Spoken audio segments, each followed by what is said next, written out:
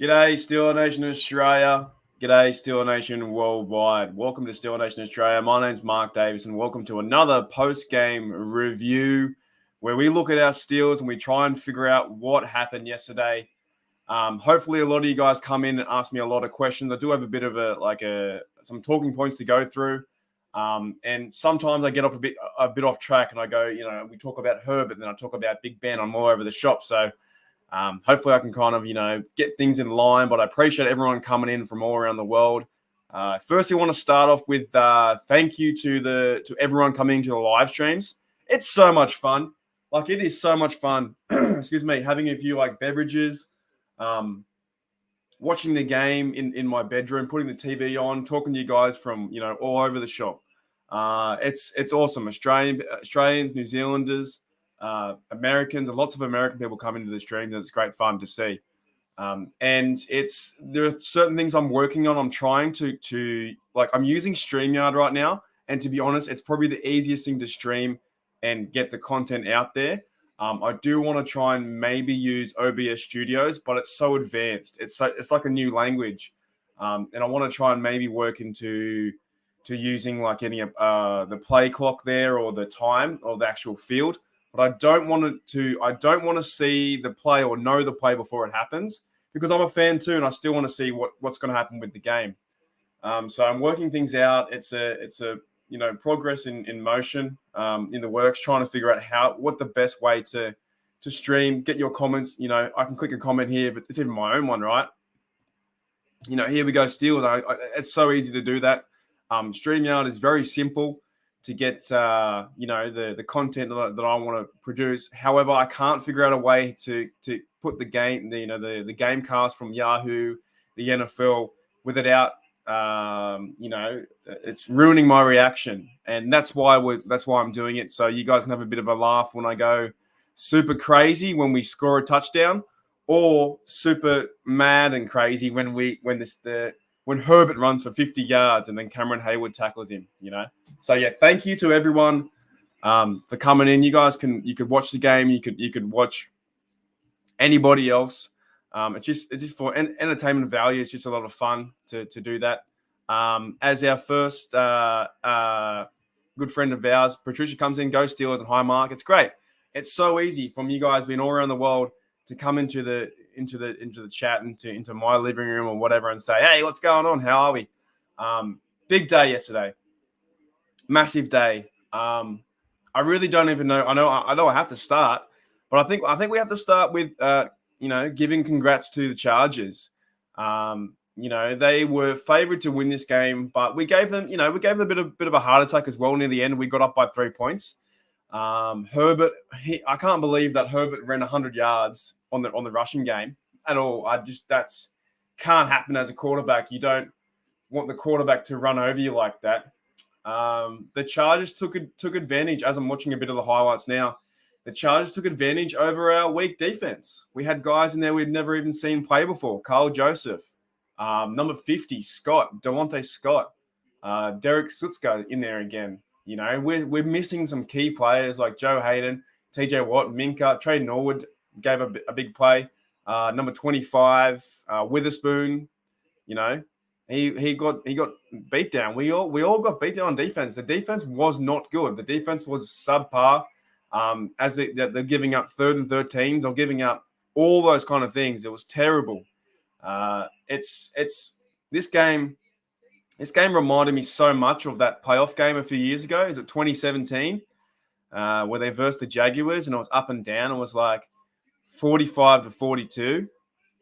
Come on, man! Our offense, their offense gave us a chance. We had, I think it was 27-20. Our offense had just scored. And then what happens next is that the Chargers go down the field and go up to be 34-20, up by 14 again. So when we start to get back into the game, it felt like the Jags game. As soon as we start to get back in the game, bam, we're down. We're down again. I woke up this morning and I realized that Austin Eckler had 4 TDs. Austin Eckler had 4 touchdowns and 2 on the ground and two receiving. That's incredible. So we didn't take care of him. We got the. See how I'm going off topic? I'm getting too many rants. It doesn't matter. If you guys have any questions, we might go through this stuff again. But we got the block field, the block punt, and then we also got the interception, which was going to help us. But in the end, it didn't. It didn't at all. So, yes, if anyone's got any questions, put them out there. But I just want to say, basically, Herbert and Austin and their defense near the end over the Chargers, like sucking Big Ben at the end. Congrats. You guys did really well. You did what you meant to do. You went out there and you took on a subpar defense that has nothing, no TJ, no one, and you took it. You took us to it. You won the game. That's what It's the only thing that I find funny with all these things happening is I was okay being down 34-20. I was like, okay, this game's over.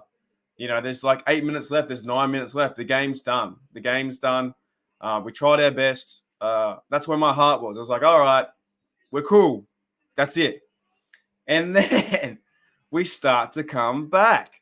We came back 34-34. And then we got the big stop on the fourth down with Schobert had the tackle.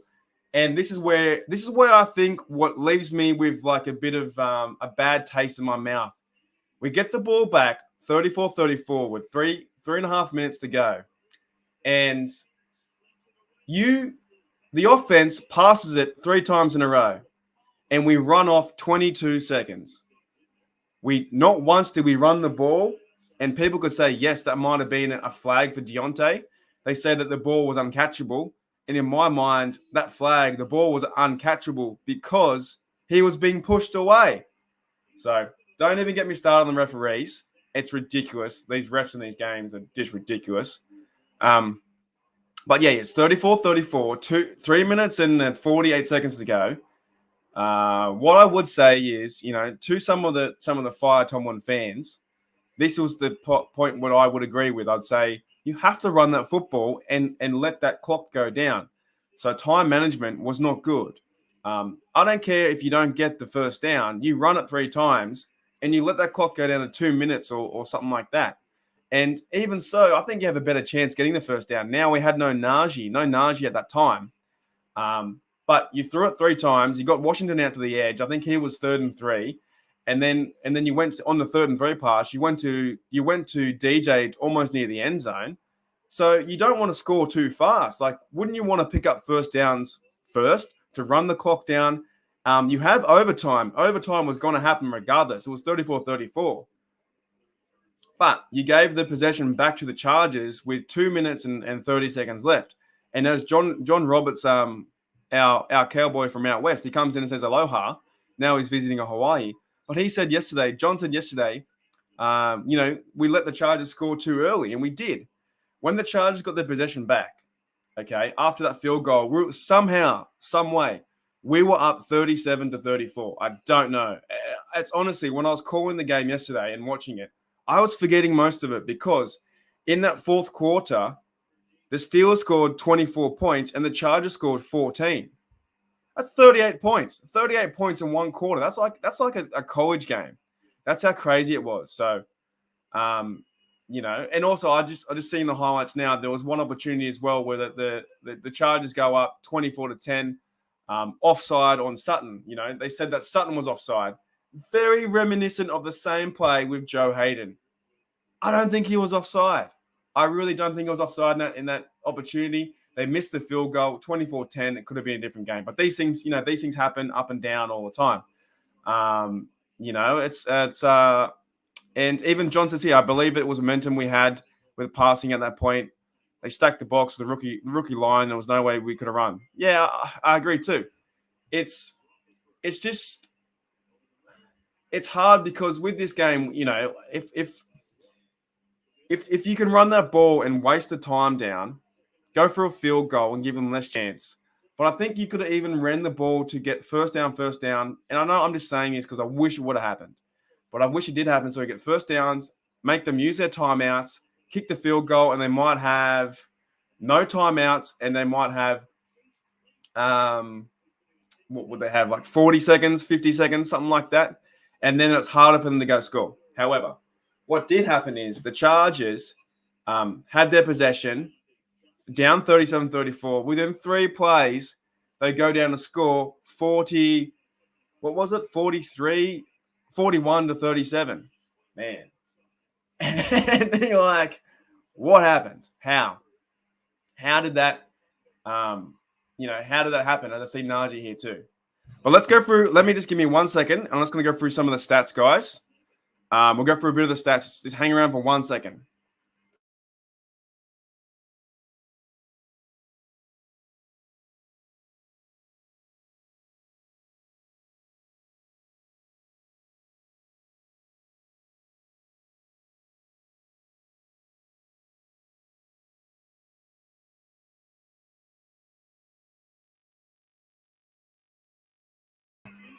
All right. Hopefully you guys can see that. So we got the stats there.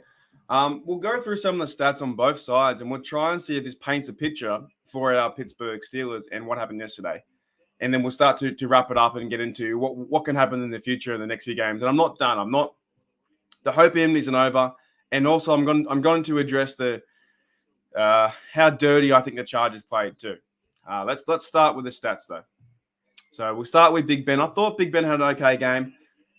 Big Ben has 28 for 44. Maybe could have, thrown it less, but the position that we were in had to throw it really, except maybe near the end. Like we talked about, maybe don't throw it near the end. Maybe run it a few more times.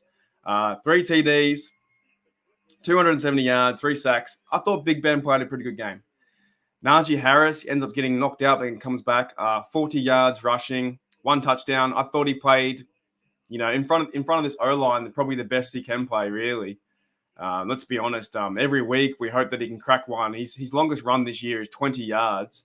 I hope he can crack one there as it changes here. Benny Snell had 2 carries, 7 yards. I want to see Benny Snell get more carry. I just do. I want to see him get 4, 5, 6, 7 carries. I just want to see that happen. Ray had 1 carry. I thought Ray played an okay game. Balaj had 1, and Chase Claypool had 2. And that wasn't working. The end around wasn't working this game because I kind of think that a lot of teams know we do that a lot of times. The standout this game was Deontay Johnson. Had 7 receptions, 101 yards, 1 TD, 32 longest. He is the reason why we have a chance every single week. I'm telling you, Deontay Johnson, his route running ability is fantastic. He's just a star. He really is. He's just an up and coming star, and he's playing harder than he was last year. Without Juju, he's doing really good things. Deontay is he's killing it, really. Claypool, I liked how he played yesterday too. He got that big bomb from Big Ben, and maybe Big Ben should have let him more. And that's the opportunity too, where we did a massive pass to Claypool, and then we went 4 and out because we should have went for a field goal, and then we gave the option pass to Muth. That option pass has also been figured out pretty much. They knew that Muth was in the tight end spot or the fullback, halfback spot. I think anyone could have read that was going that way. The defense stopped it, and we end up going 4th and out, and the Chargers run down the field for 99 yards. So, but Claypool had a pretty good game. I don't, actually the offense had an okay game. We scored 37 points the first time in the season's history, or this season. Eric Ebron played a quiet game, but he had 1 big catch, and then he had a TD. Najee on the receiving end had 5 catches. I thought James Washington, he was pretty quiet, but that's just the way the offense is evolving. Same with Ray. Ray had, I think, 2 first downs, 2 big catches, so he played okay. I still want to see bigger things than that, but we all know that the guys on offense is Deontay Johnson. He's just the guy, 101 yards, killing it. Okay. Big Ben had a fumble. Sure, that happens. He's too slow in the pocket. That's going to happen. Now, let's get to the defense. And most of the stats here are tackles, but Cameron Sutton had 10 tackles and 1 for a loss. They played okay near the end. Troy Norwood got burnt on numerous times, but he's playing free safety, filling in for Minka. Alex Highsmith had a go. He had 3 solos. He had almost 1.5 sacks, 1 for a loss. And James Pierre. But even then, okay. So right now, the top 4 players are Sutton, Norwood, Highsmith, and Pierre. You think about that. We have no Minka. We have no TJ Watt and no Hayden. Okay, so these are our backups. And even now, some of our backups played. Devin Bush is so quiet in this game. He got burnt on a few times in coverage. Chris Wormley, I really not paying attention too much to do what's happening with the defensive line. I don't know too much about that. For me, he's been quiet. Joe Schobert, I thought he played okay in that run stop. Terrell Edmonds, I think he's playing good this season, but had more of a quiet game. Same with Millette. Some of these guys here are just guys, aren't they? Millet's a guy. Spleen's a guy. Witherspoon, another guy. Kyle Joseph, a guy. Taco Charlton, guy. Archie Bong, cool name, guy. You know, these are just guys that are just there. They're not standouts. We're not a standout defense right now. We're not like from years like Kiesel, Hampton, you know, Farrier, Woodley. There's no one like that. There's no one like Bud. It really comes down to TJ Watt on the edge, Cam Hayward. We're missing Tuitt. We're missing those guys. We're missing Minka. We're missing that slot corner with Mike Hilton. We're missing those guys. So, you know, some of the problems with defense, we haven't got a true leader. Devin Bush is coming back from the injury, not helping us out. Schobert was a trade. We thought he might do some things. You know, in coverage, he's meant to be one of the best coverage linebackers. Haven't seen much. My problem is, I think I see with the Steelers defense, I just don't think they're talking. I don't think they're having conversations and they're you know, on the same page. It seems like they're all watching the ball to see who's going to tackle the person and go, oh, did you get him? Did you get him? Did you get him? Hey, John, did you get him? Mate, what happened? I don't see them, you know, communicating and Steeler defense of old where everyone's rallying to the football. I just don't see it. It hasn't happened yet. And it's I made a note here too. Cameron Hayward can't do it all. Cameron Hayward cannot do it all. He chased down Herbert for 60 yards because everyone gave up on the play. The free safety and the cornerback got blocked out of it. Fair enough. The other two blokes, I think one guy got knocked down and hurt himself. Might have been Millette. Another linebacker got knocked down too. Cameron Hayward came from his defensive line from rushing to running back 60 yards, 50 yards to tackle Herbert. Cameron Hayward can't do it all. He cannot do it all in this defense. So he was the man of the match, really, for our defense. Hooey Dooly. I don't know if I covered it all. I covered a lot of it. There was a big play where Cameron Hayward put his hands up and Cameron Sutton got the interception. Now, before I go back onto the screen so I can see if you guys are commenting, I can't see it right now, but we got to go into the Charger offense. Justin Herbert, 30 for 41, 382 yards, 3 touchdowns, 1 interception, 2 sacks. Great game. Herbert, 9 carries, 90 yards, 90 yards, 90 yards rushing. Unbelievable. Eckler had a game, 50 yards, 4.5, 2 TDs, and all the other guys would change. 159 rushing yards in total. Keenan Allen, Taurus and new 100 yards. Mike Williams, Taurus and new 97 yards. Eckler receiving 2 TDs. This defense, as the score suggests, 41-37, did not play well. We didn't play well. I think there was only 2 times they punted. One, they actually got the ball away, and the second time they tried to punt and Killebrew knocked it down. Killebrew is playing amazing on special teams, but you can't keep scoring points off block punts. Okay. Their defense, I don't know half these guys' names. I know Derwin James there. I know Asante Samuel, he got injured. Adderley played a big game in the safety. Joey Bosa had 1 sack.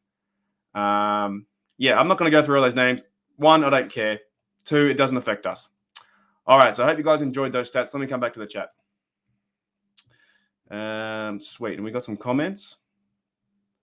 Where are we?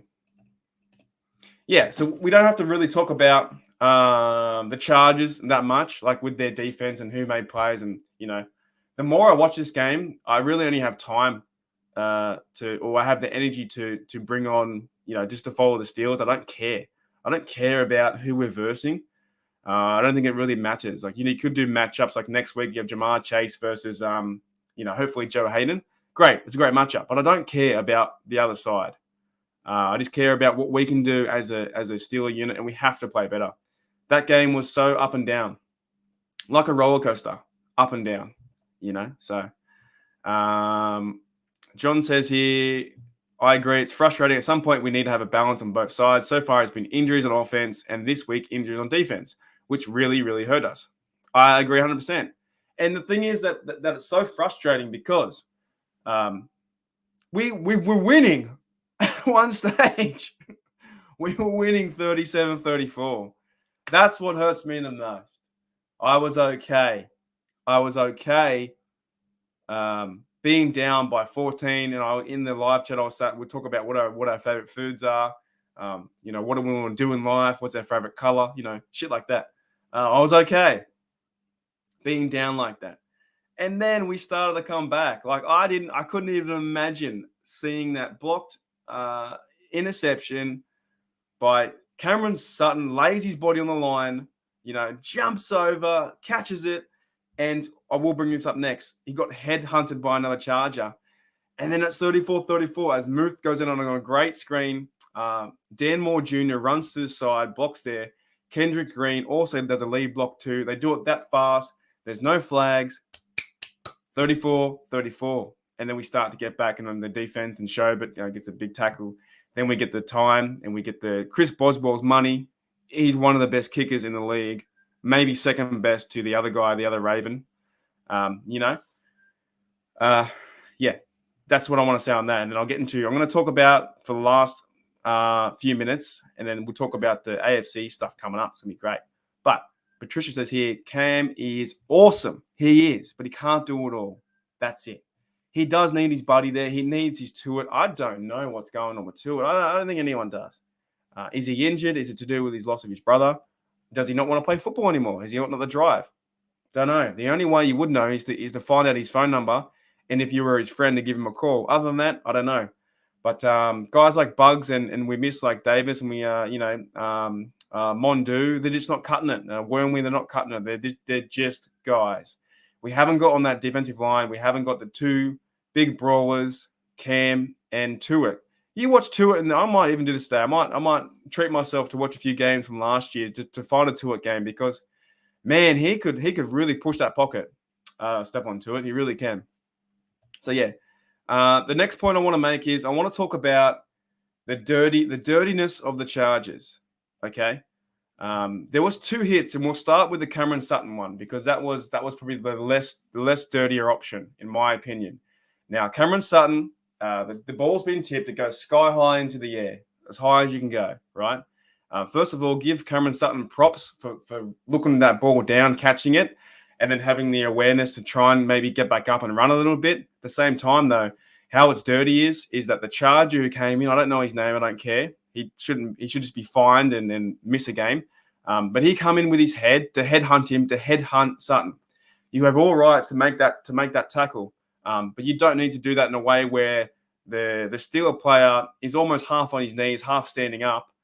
You could go for a tackle for the body shot, but he led with his head and he took off Sutton's helmet.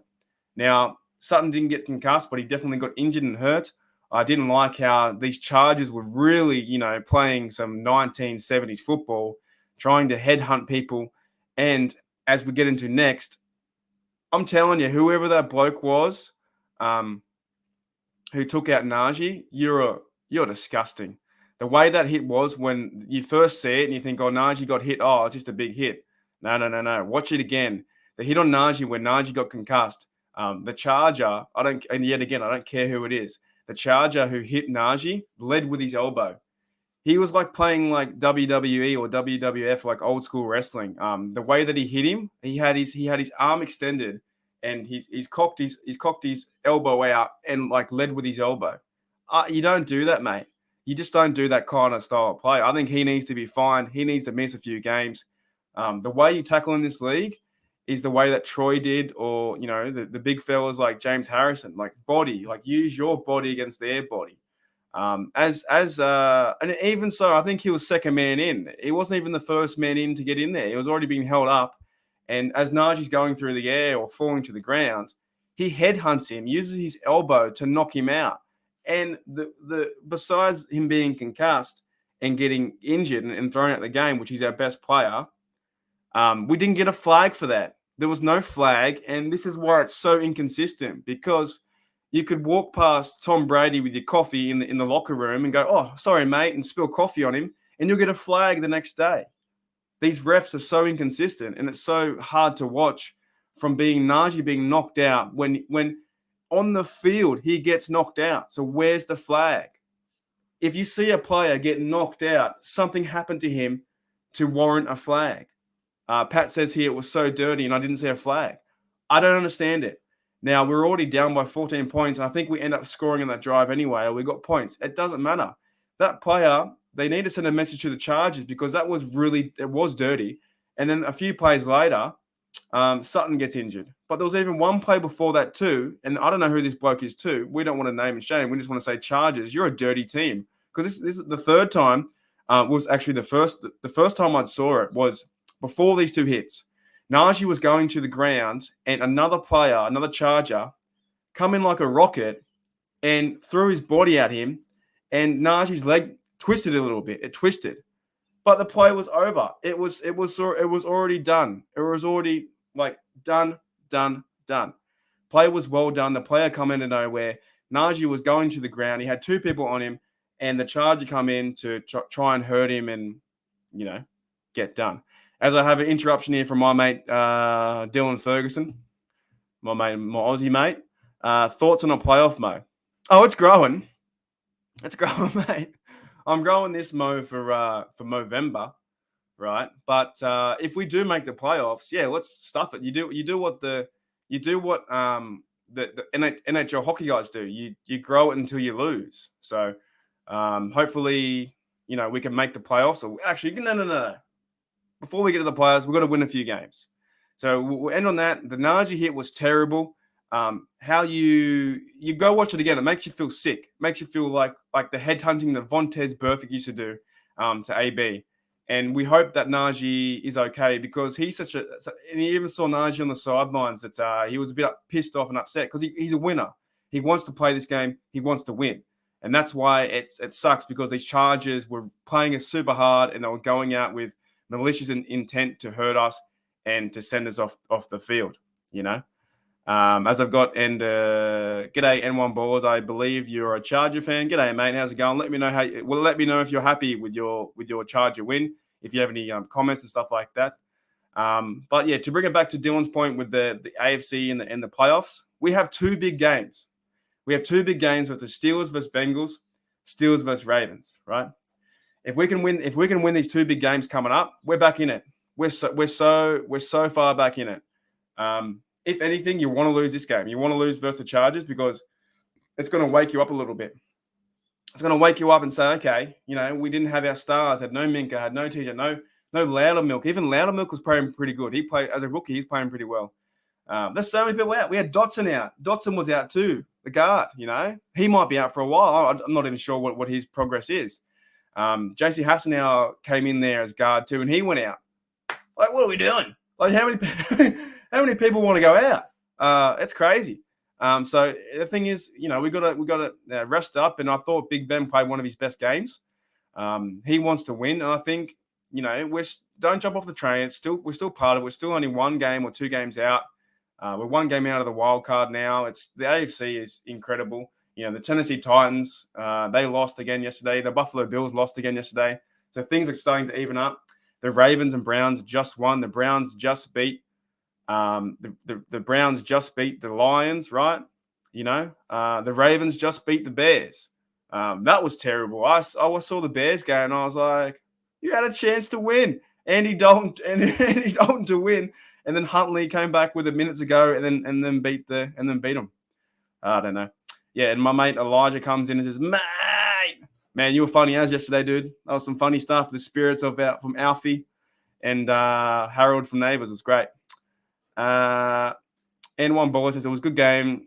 Good game. Maybe next year we'll play again. I think we always play some fun games. N1, I really do. I think it's a fun time out in LA, and I'm glad we have the stage there. And I've got to say, mate, I'm telling you, you got a really good quarterback in Herbert, and you have a really good team. And when your defense starts to get better too, because I think defensively both teams played pretty terrible. But Herbert's a young star. If you have him running for 90 yards, there's no way that Big Ben can run for 90 yards now. He can't even run 9 yards. I've always said, a lot of people, they picture Big Ben or Herbert Herbert's like a young Big Ben. He is to a certain degree. He's getting out there on the play action. He's getting out there When things break down, he's running around and is getting yards. And Eckler, mate. Eckler's unbelievable. You got Keenan Allen. He's going to be a future. If he's not a future Hall of Famer, I don't know. I don't know how they judge these things. I think he's one of the best receivers out there in the game. His route running ability is incredible to watch. You got to say, wow, like how does he do that? Even Williams burnt us for that TD. So, yeah, I think you guys played a good game. I reckon you would have been sweating though, giving up the block punt and then giving up the interception, and the next minute, oh my, like it's happening again where the Chargers are going to throw the game away. But you guys rallied. You rallied together. You got your team together. Herbert went down the field and did what you're meant to do as a young squad. You're meant to win those games in your home. If you do get down, which you were with 2 minutes to go, you did exactly what we wanted to do. Herbert went down the field, 3 or 4 plays, touchdown. Your defense came out. Joey Bosa or someone else got 2 sacks. And the game was over. The game was done. So it was interesting to watch that side. It was fun. Like, it'd be fun to see, like a young Big Ben and a young Herbert together. Obviously, you can't do that. This is real life.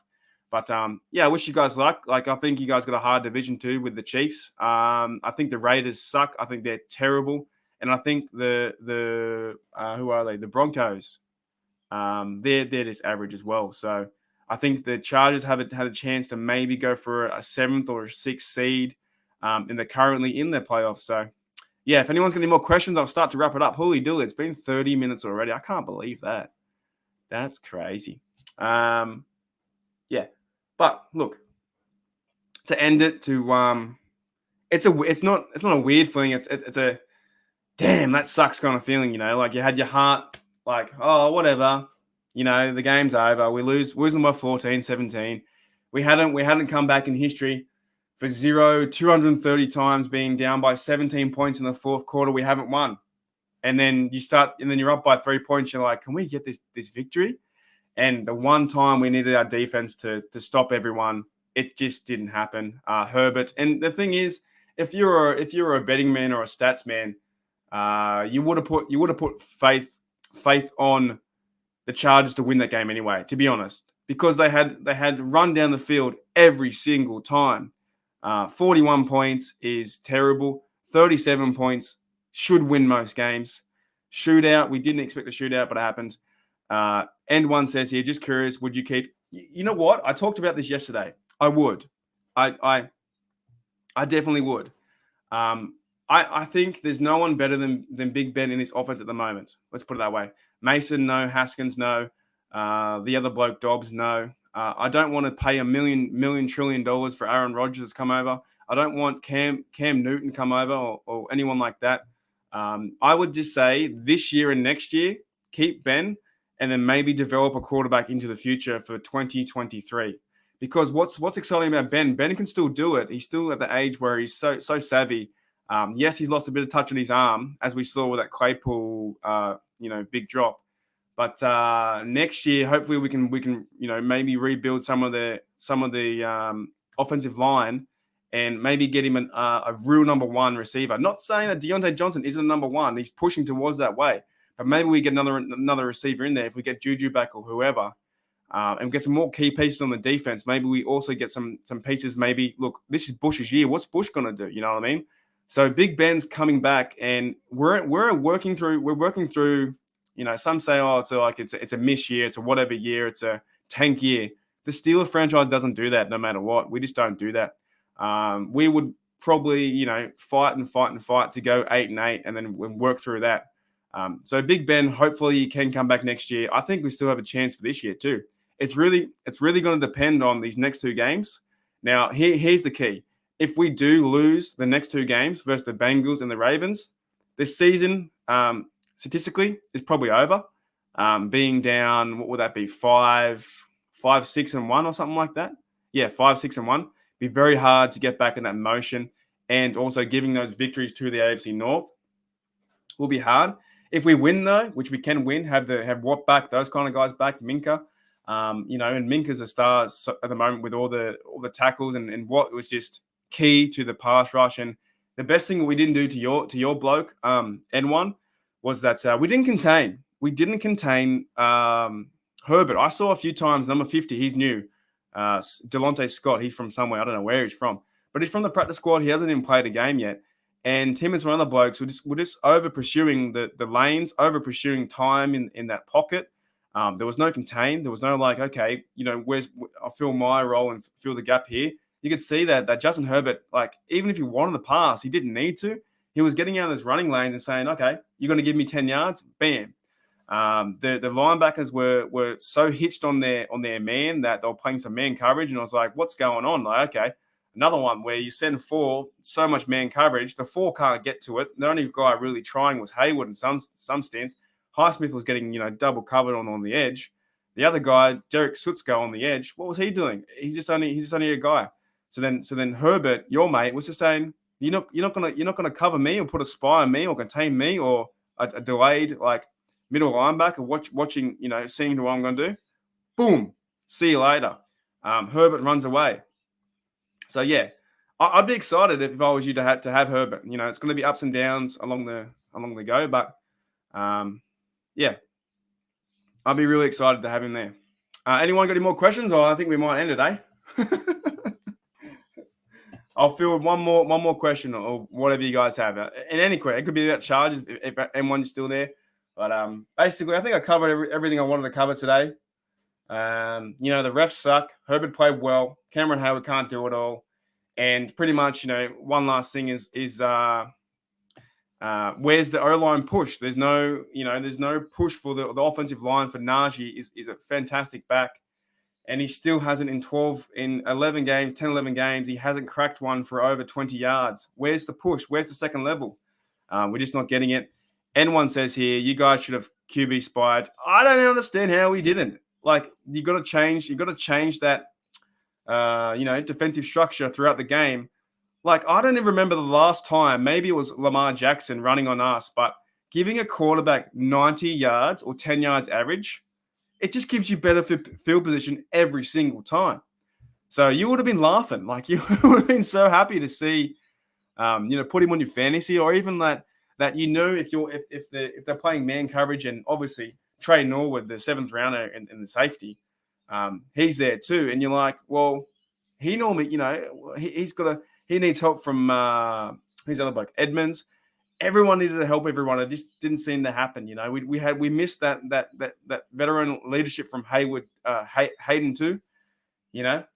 That was really like a rookie feel to the Steelers, wasn't it? It was like a preseason kind of game where you guys just went out and just, as your name says, ballers. You balled over us. Like, Austin Eckler is amazing, and you guys just said, "See you later. We're gonna take this W," and it did turn out to be a game. And some would say on the Charger side, and I tend to agree too. There were a few plays where I think there was holding on a certain big run you guys had and it come back. Like I've said before and in the past, the refs get involved in this game too much. But also, but while you're there too, N1, if you are there, like, what are your thoughts? I know for me with the Najee hitting the elbow, I just don't like that. I don't know if you saw that, if you think that's a filthy play. One, if you don't care, that's fine. That to me was a really, really bad play. And yes, in the past, the Steelers have done some dodgy hits with James Harrison or even Antonio Brown, booting a Brown in the face. So we're not, we can't just call the kettle black. But I guess in this game, I didn't like how the Charger used his elbow to knock him out. All right. No more questions. So, yeah, I just want to say thanks, everyone, for coming in. Stick around for we have more content. I'll be doing some more stuff in about, I think, two days. We'll do the AFC North rundown. It's going to be hard. We've got to talk about all the AFC North games, and every single AFC North game won, and we lost. The Pittsburgh Steelers lost, so we're coming third in the division. It's an exciting week, though, because it's AFC North week this week. You have the Steelers versus the Bengals, and you have the Browns versus Ravens. In a perfect world, we need the Steelers to beat the Bengals, and we need the Browns to beat the Ravens so that the tables come closer together again. And that way we have a better chance to win the AFC North, and a better chance, if we can't win the AFC North, a better chance to win the wild card. If we lose this week and the Ravens win, the Ravens could easily run away with it. They're playing out without Lamar. He's got some sort of illness. We don't even know what's going on there. But the Ravens don't like to lose, so that'll be interesting to see what happens there.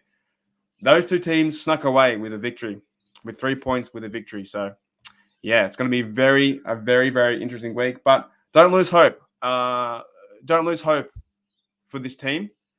Our offense played better. We scored 37 points. I'm just saying, don't lose hope. M1 says, yeah, it was dirty. It was dirty, but there's also a hit on Herbert when he was on the ground. That's the way football is. Nothing but love. Yeah, I do remember seeing that.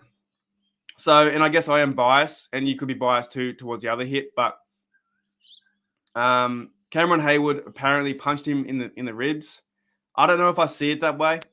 From what I saw, I watched it 3 times, and from the camera angles I saw, it did look like, 50. It did look like a punch, and the other way you look at it, and it kind of looked like he was just trying to stand up. At the same time, though, it is just football, so hopefully, if you can take 1 for 1, because I know the Charger guy came in to help or remove, maybe not help is the best word, remove Hayward from your quarterback. You got to look after your quarterback, right? And then Hayward took offense to that, and maybe he lunged out, and next minute he's punched, Herbert. So who knows?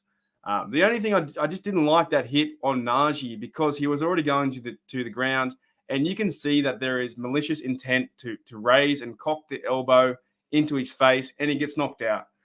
I just didn't like that, but I agree with you. Maybe you don't like seeing your quarterback get hit in the stomach either. It's not what we want to see in the game. They tried to emphasize taunting. They emphasize taunting, like the thumbs up or the wave or the, giving the man, the up yell like that, taunting. But they won't emphasize hits like on Hayward did to your quarterback, or, I'm pretty sure we didn't get flagged for that, and Najee didn't get flagged for the elbow to the face. So isn't it funny that they emphasize taunting for a guy doing something like Cassius Marsh the other day, going to the sideline, looking and staring down the sideline like nothing happened. And what they're really missing is the real dirty hits from your Charger, and the dirty hit that could be portrayed the same way with Cam Hayward getting frustrated and punching Herbert in the stomach. What are you doing, refs? Taunting. Why would you bother about taunting? And you got these things right in front of your face saying, hey, this guy is trying to kill this guy, or no, I'm just saying, jokingly, trying to hurt him, and you're more worried about someone's feelings being looked at, or, you can't taunt the sideline, or you can't wave the finger in someone's face after a big interception. These players have massive egos to feel and have fun out there, and I couldn't imagine something I would, if I was playing, if I could play, if I was bigger, more athletic, running over someone and then cheering as hard as you can, not like directly in their face, but like getting up and cheering would be the funnest thing to do. It's what you do after a victory. It's what but the next minute they won't get rid of an elbow to the face, or, when Tom Brady gets a late hit, you're like, oh, here we go, throw a flag, All right. Thanks, everyone, for coming in. I've rambled way too much. Here we go, Steelers. We're 5-4-1. I'll see you guys in the next few days for, I think I'm going to get, what's this today? Tuesday. I'll get it out for Thursday. The AFC North rundown, we'll do it then. We'll go over all the teams. We'll have a bit more fun. We've got a lot of stats too. Got QB stats, RB stats. We'll go through teams. We'll see how it goes. Thanks, man, to N1 coming in. You're a champion. It's good to see other football fans and people come into the live chat and not call me an idiot, because I do have a rule. Once you call me an idiot or tell me to shut up, you're blocked, you're done. I'm in a little program, but still we want to have some respect in the community, and it's always good to be cool with one another. So you've come in here and you said, mate, you've stated your case to be a Charger fan, and that's why we like football. If you and I went to a bar, had a few beers, I'd say I love my team. My team's better, and you say you love your team's better as well. But we still have beers together. We talk about how good the Chargers are. Like, look, mate, you had LaDainian Tomlinson. You had one of the best Chargers in the world. You had one of the best players to ever play this game. LaDainian Tomlinson was so fun to watch. I wish he was a Steeler. And some people in Australia, they only followed football because of LaDainian Tomlinson. Didn't he have like 35 or 40 touchdowns in a year or something? So, if we ever get together with two different teams and we are respectful and we can talk football and we can hash it out and start to say, yes, this, yes, that, you can find, players on different sides. We've got Troy Polama, who you might respect him as a football guy. And for me, you've got LaDainian Tomlinson. And there's also a guy, I can't remember his name, that he had a massive linebacker. I can't remember his name. Anyways, here we go.